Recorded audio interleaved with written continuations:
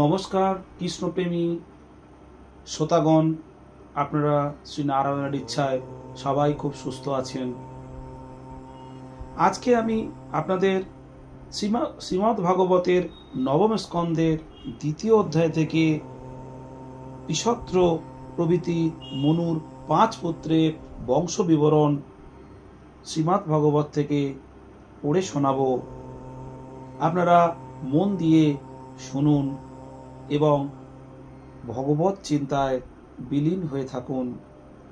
শ্রী সুখদেব বললেন, হে পরীক্ষিত, এইভাবে সুদ্যুম্ন যখন তপস্যার জন্য বনে চলে গেলেন, তখন বৈবস্বত মনুপুত্র কামনায় যমুনা তীরে বসে 100 বৎসরব্যাপী তপস্যা করলেন।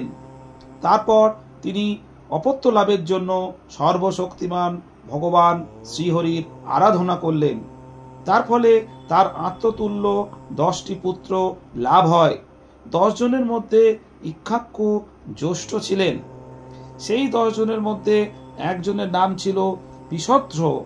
গুরুদেব বশিষ্ঠ তাকে গোপালনে নিযুক্ত করেছিলেন। তাই তিনি রাত্রিতে খড়গা হাতে সতর্কভাবে দাঁড়িয়ে থেকে গো সকলের রক্ষণাবেক্ষণ করতেন। একদিন রাত্রিকালে বৃষ্টি হচ্ছিল। তার মধ্যে একটি বাঘ গোষ্ঠে ঢুকে পড়ল।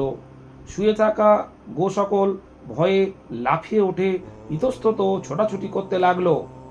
মহাবলশালী বাঘটি একটি গাভীকে আক্রমণ করলে গাভীটি ভয়াতুরা হয়ে কাতর আর্তনাদ করতে থাকে। সেই আর্তনাদ শুনে পিশত্র গাভীটির কাছে দৌড়ে এলেন। একে তো রাত্রিকাল, তার উপর দুর্যোগের ঘন ঘটা, আকাশের তারাগুলি পর্যন্ত দেখা যাচ্ছিল না। অন্ধকারে ঠিকমতো বুঝতে না পেরে পিশত্র খড়গাঘাতে ব্যাঘ্রভ্রমে গাভীটির মস্তক ছেদন করে ফেললেন। খড়গের মাথার আঘাতে বাঘটিরও কান কেটে যায়। রক্তক্ষরণ হতে হতে বাঘটা ভয়ে সেখান থেকে পালিয়ে গেল। শত্রু নাশন পিশত্র ভেবেছিলেন সেই যে বাঘটি নিহত হয়েছে, কিন্তু রাত পোহালে তিনি দেখলেন যে বাঘের বদলে গাভীটি নিহত হয়েছে। ফলে তিনি যৎপরণান্তি দুঃখিত হলেন। যদিও রাজকুমার পিশত্রের এই অপরাধ অজ্ঞানকৃত, তবুও কুলপুরোহিত বশিষ্ঠ তাকে অভিসম্পাত করলেন যে এই গরিত কার্যের ফলে তুই নিকৃষ্ট ক্ষত্রিয় হতে পারবি না, শূদ্র হয়ে জন্মগ্রহণ করবি। গুরু কর্তৃক এইভাবে অভিশপ্ত হলেও পিশত্র করজোড়ে সেই অভিশাপ স্বীকার করলেন এবং তারপর চিরদিনের মতো মুনিজন প্রিয় নৈষ্ঠিক ব্রহ্মচর্য ব্রত ধারণ করলেন। তিনি সর্বভূতের সহিত এবং সমদর্শী হয়ে ভক্তির দ্বারা সর্বাত্মা নির্মল পরম পুরুষ ভগবান বাসুদেবের একনিষ্ঠ ভক্তি লাভ করলেন। তিনি সম্পূর্ণরূপে আসক্তিশূন্য হলেন এবং প্রশান্ত চিত্ত জিতেন্দ্রিয় পরিগ্রহ শূন্য হয়ে যদিচ্ছাক্রমে লব্ধ বস্তু দ্বারাই নিজের জীবিকা নির্বাহ করতে লাগলেন। তদনন্তর ভগবত জ্ঞানে পরিতৃপ্ত হয়ে পিশত্র জীবাত্মাকে পরমাত্মাতে সমাহিত করে কখনো কখনো জড়, অন্ধ ও বধিরের মতো পৃথিবীতে বিচরণ করতে লাগলেন। এই রকম নিরাসক্ত বৃত্তি ও মুনিভাবাপন্ন হয়ে থাকাকালে একদিন তিনি বনে গিয়ে দেখলেন যে বনে দাবানল জ্বলছে। পিশত্র সেই দাবাগ্নিতে নিজ ইন্দ্রিয় সমূহ আহুতি দিয়ে ভস্মীভূত করে পরব্রহ্ম পরমাত্মাকে প্রাপ্ত হলেন। মনুর কনিষ্ঠ পুত্রের নাম কবি। তিনি কৈশোর বয়সে বিষয়ভোগে নিষ্প্রিয় হয়ে রাজ্য পরিত্যাগ করে বন্ধু বান্ধবদের সাথে বনে গমন করেন এবং হৃদয়স্থিত স্বয়ং প্রকাশ পরমাত্মার চিত্ত নিবেশিত করে তার আরাধনায় পরম পদ প্রাপ্ত হন। মনুর পুত্র করুষের থেকে কারুষ নামক বিখ্যাত ক্ষত্রিয় জাতি উৎপন্ন হয়। তারা অতিশয় ব্রাহ্মণ ভক্ত, ধর্মপ্রেমী এবং উত্তরাপদ দেশের রক্ষক হয়েছিলেন। ধৃষ্ট নামক মনুর পুত্র থেকে ধাষ্ট নামক ক্ষত্রিয় জাতির উৎপত্তি হয়। তারা পৃথিবীতে ব্রাহ্মণত্ব লাভ করেছিলেন। নীক নামে মনুর পুত্র থেকে সুমতির জন্ম হয়। সুমতির পুত্র ভূতজ্যোতি এবং ভূতজ্যোতির পুত্র হলেন বসু। বসুর পুত্র প্রতীক, প্রতীকের পুত্র অঘবান, অঘবানের পুত্রের নামও অঘবান এবং কন্যার নাম অঘবতী। অঘবতীর বিবাহ হয় সুদর্শন রাজার সাথে।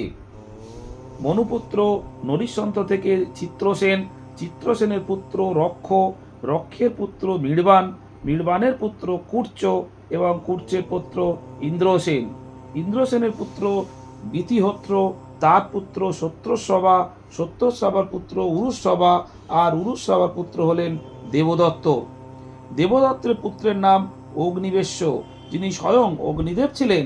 পরবর্তীকালে এই অগ্নিবেশ্যই কালীন ও জাতুকরণের নামে বিখ্যাত ঋষি হয়েছিলেন। হে পরীক্ষিত, এই অগ্নিবেশ্য থেকে অগ্নিবেশ্যায়ন নামে প্রসিদ্ধ ব্রাহ্মণ গোত্র সমুৎপন্ন হয়েছে। এই পর্যন্ত আমি নরিশ্বন্তের বংশের বর্ণনা করলাম। এখন দিষ্টের বংশাবলী বলছি, শোনো। দিষ্টের পুত্রের নাম ছিল নাভাগ। পরে আমি যে নাভাগের কথা বলবো, এই নাভাগ সেই নাভাগ নন। এই নাভাগ কৃষি বাণিজ্যাদি কর্মের দ্বারা বৈশ্যত্ব প্রাপ্ত হয়েছিলেন।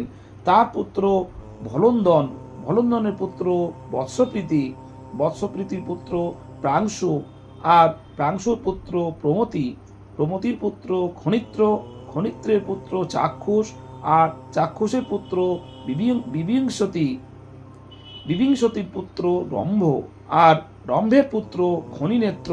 এরা দুজনেই পরম পরম ধার্মিক ছিলেন। খনিনেত্রের পুত্র করন্ধম এবং করন্ধমের পুত্র অবিক্ষিত। হে মহারাজ পরীক্ষিত, অবিক্ষিতের পুত্র মরুত্ত রাজ চক্রবর্তী ছিলেন। মরুত্তকে দিয়ে অঙ্গিরাপুত্র মহাযোগী সম্বর্ত ঋষিযোগ, মরুত্তকে দিয়ে অঙ্গিরাপুত্র মহাযোগী সম্বর্ত ঋষিযজ্ঞ করিয়েছিলেন। মরুত্ত রাজার যজ্ঞের মতো যজ্ঞ আর কেউ সম্পন্ন করেনি। এই যজ্ঞের ছোট বড় পাত্র এবং অন্যান্য বস্তু সবই অতীব সুন্দর ও স্বর্ণ নির্মিত ছিল। সেই যজ্ঞে দেবরাজ ইন্দ্র সোমরস পান করে মত্ত হয়ে গিয়েছিলেন এবং প্রভূত দক্ষিণা প্রাপ্তিতে ব্রাহ্মণগণ পরিতুষ্ট হয়েছিলেন। ওই যজ্ঞে মরুদগণ পরিবেশনকারীর কাজ করেছিলেন আর বিশ্বদেবগণ সভাসদ হয়েছিলেন। মরুত্বের পুত্র দম, দমের পুত্র রাজবর্ধন, তার পুত্র সুধৃতি, সুধৃতির পুত্র নর, নরের পুত্র কেবল, তার পুত্র ধুমধুমান, বন্ধুমানের পুত্র বেগবান, বেগবানের পুত্র বন্ধু, বন্ধুর পুত্র রাজা তৃণবিন্দু, তৃণবিন্দু ভুরি ভুরি গুণে বিভূষিত ছিলেন। অপ্সরা শ্রেষ্ঠা অলম্বুসা দেবী তাকে পতিত্বে বরণ করেন। অলম্বুসার গর্ভে তৃণবিন্দুর কয়েকটি ছেলে এবং একটি মেয়ে ইড়চিড়া উৎপন্ন হয়। যোগেশ্বর বিশ্ববা ঋষি তার পিতা পুলস্ত ঋষির থেকে পরম বিদ্যা লাভ করে ইড়চিড়ার গর্ভে লোকপাল কুবেরকে পুত্ররূপে উৎপন্ন করেন। নিজ পত্নীর গর্ভে মহারাজ তৃণবিন্দুর 3টি পুত্র জন্মায়, বিশাল, সুনবন্ধু আর ধূম্রকেতু। এদের মধ্যে রাজা বিশালী বংশ রক্ষা করেন এবং বৈশালী নামক নগরীর পত্তন করেন।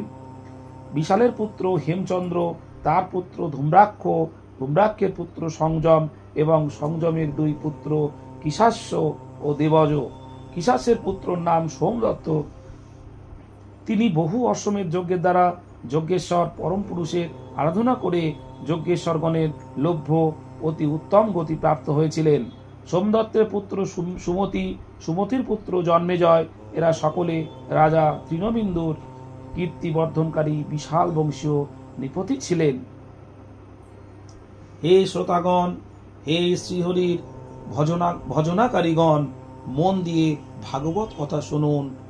এই কলিযুগ থেকে মুক্তির এক এবং একমাত্র পথ এই ভাগবত কথা শ্রবণ।